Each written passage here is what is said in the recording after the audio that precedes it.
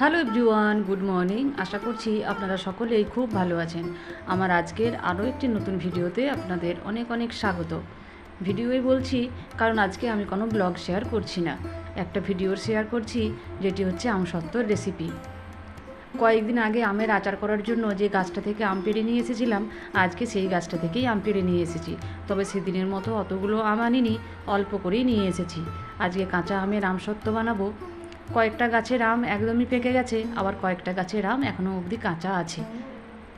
যার যখন সময় হবে সে তো তখনই পাকবে। বটি দিয়ে আমগুলোকে ভালো করে কেটে নিচ্ছি। মাত্র 3টে আম নিয়েছি। আমগুলো কাঁচা তো ভীষণ টক হবে, চিনিও দিতে হবে অনেকটা করে, সেই জন্য একদম কম আম নিয়েছি, মাত্র 3টে। এই 3টে আমেতেই অনেকটা আমসত্ত্ব হবে। বটিটা আমাদের ইঁচড় কেটে কেটে একদমই আঠাতে ভর্তি হয়ে গেছে, আমগুলো কাটতে তাই একটু অসুবিধে হচ্ছে। আমগুলো পেকে না গেলেও আমের আঁঠিগুলো বেশ শক্ত হয়ে গেছে, সেই জন্য সাইড থেকে কেটে নিচ্ছি। মাঝখানটা বরাবর কাটা গেল না, সাইড থেকেই আমগুলো টুকরো টুকরো করে কেটে নিলাম আর আঁঠিগুলো বাদ দিয়ে দিলাম।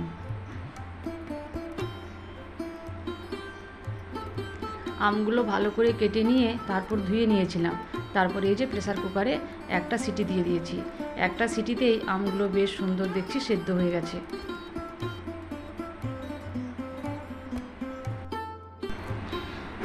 ভালো করে সেদ্ধ হয়ে যাওয়ার পর একটা স্টিলের ঝাঁঝরিতে করে জলটা ভালো করে ঝেড়ে নিলাম। তারপর একটা মিক্সিং জারে নিয়ে নিচ্ছি ভালো করে পেস্ট করে নেওয়ার জন্য।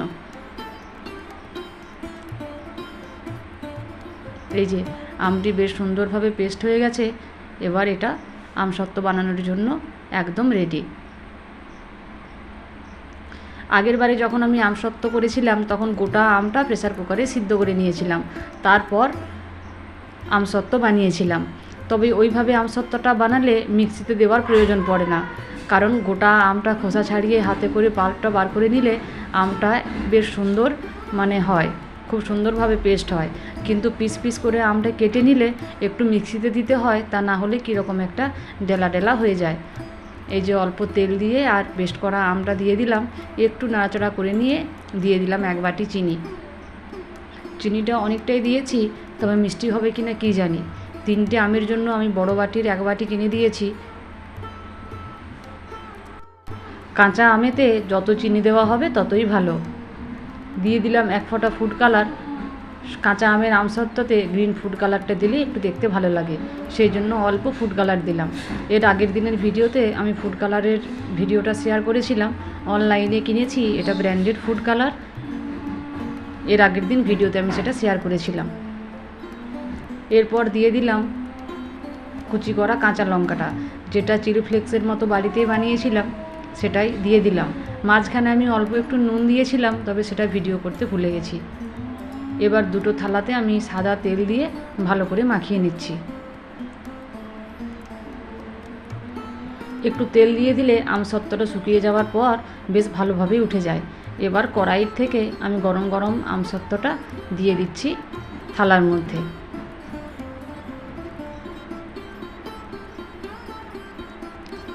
থালাটা এদিক ওদিক নাড়িয়ে চাড়িয়ে যতটা স্প্রেড করা যায় করে নিলাম, তবে একদম থালার ধার পর্যন্ত গেল না আর একদম পাতলাও হলো না। এবার আমি খুন্তি দিয়ে এটাকে একদম পাতলা করে মেলে নেব চারদিকে। একদম পাতলা করে মেলে দিলে খুব তাড়াতাড়ি এটা শুকনো হয়ে যাবে। বাইরে যা রোদের তেজ আছে, মনে হচ্ছে এটা একদিনেই শুকনো হয়ে যাবে। চারদিকটা ভালো করে মেলে নিয়ে মাঝখানটা একটু ঘন হয়ে গিয়েছিল, সেইটা আমি খুন্তি দিয়ে তুলে দিলাম। তারপর আবার চারদিকটা সমান করে একদম পাতলা করে নিয়েছি। একটা থালাতে হয়নি, আমি আরও 2টো থালা নিয়েছি। তারপর সেই 2টো থালাতেই একইভাবে আমি আমসত্ত্বটা মেলে দিলাম। আমসত্ত্বতে একটু চিলি ফ্লেক্স দিলে দেখতে ভালো লাগে, তবে বাড়িতে চিলি ফ্লেক্স ছিল না, শুকনো লঙ্কাটাকেই আমি কুচি কুচি করে কেটে চিলি ফ্লেক্সের মতো বানিয়ে নিয়েছি। রানাই বলল আমি রোদে দিয়ে দিচ্ছি, তো বললাম ঠিক আছে দে। এবার ও খালি পায়ে বেরিয়ে পড়েছে, আর বারান্দাটা এত গরম হয়েছে, জল বারান্দাটা, ফের আবার ফিরে গিয়ে চটি পড়ে এলো। সেদিনের আমের আচারটাও রোদে দিয়ে দিলাম, আর এই যে আমসত্ত্বটা বানালাম সেটাও রোদে দিয়ে দিলাম। রোদে বেশ সুন্দর এর রঙটা দেখতে লাগছে।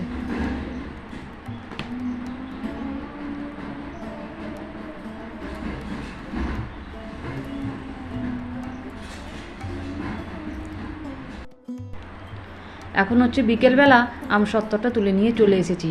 ছেলের তো এটা খাওয়ার জন্য আর ধৈর্য ধরছে না। 3টে থালার মধ্যে আর একটা থালাতে যেটাতে ছিল সেটা থেকে খানিকটা খেয়েও নিয়েছে। তাই ভাবলাম যে আর বেশি দেরি করে লাভ নেই, আজকেই এটাকে তুলে ফেলি। আরও 2 দিন রোদে দিলে ভালো হতো, তবে এটাকে এবার তুলে নিয়ে তারপর রোদে দেব। তবে আজকের রোদটাও ছিল প্রচণ্ড, প্রায় এটা শুকনো হয়েই গেছে। তবে চলুন দেখি এটা তোলা যায় কি না।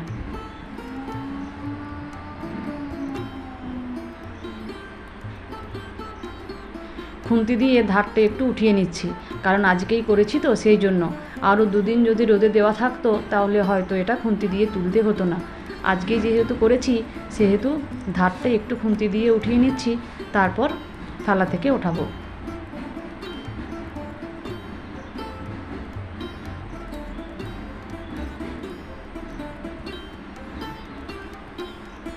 এই যে বেশ সুন্দর উঠে গেছে, আর একদম পাতলা করে দিয়েছিলাম তো, শুকনো বলতে গেলে প্রায় হয়েই গেছে। সবুজ সবুজ রঙের আমসত্ত্বটার উপরে চিলি ফ্লেক্সগুলো দেখতে বেশ ভালোই লাগছে। এবার ছুরি দিয়ে এটা টুকরো টুকরো করে কেটে নেব। বাকি যে 2টো থালাতে ছিল সেগুলোও তুলে নিয়েছি, এবার ওগুলো এরকম লম্বা লম্বা করে কেটে নেব। তারপরে এই যে গোল গোল করে পাকিয়ে নিচ্ছি, যাতে দেখতে একটু ভালো লাগে। কতটা পাতলা হয়েছে দেখুন একবার, হাতটা নিচ দিক দিয়ে বেশ সুন্দর দেখা যাচ্ছে, একদমই পাতলা হয়েছে। সব আমসত্ত্বগুলোই লম্বা লম্বা করে কাটা হয়ে গেছে। এবার গোল গোল করে সবগুলোই পাকিয়ে নিয়েছি, তারপর একটার পর একটা রেখে বেশ সুন্দরভাবে সাজিয়ে নিয়েছি। দেখতে বেশ ভালোই লাগছে আর হয়েওছে বেশ সুন্দর। তবে এটা আরও 2 দিনের মতো রোদে দিয়ে দেব। ঠিক আছে বন্ধুরা, কাঁচা আমের আমসত্ত্বর ভিডিওটা আমি আজকের মতো এখানেই শেষ করছি। সকলেই ভালো থাকবেন, সুস্থ থাকবেন, সাবধানে থাকবেন। দেখা হবে খুব শিগগিরই পরের আরেকটি ভিডিওতে। ভিডিওটি যদি ভালো লেগে থাকে অবশ্যই চ্যানেলটিকে সাবস্ক্রাইব করে আমার ছোট্ট চ্যানেলটির পাশে থাকবেন।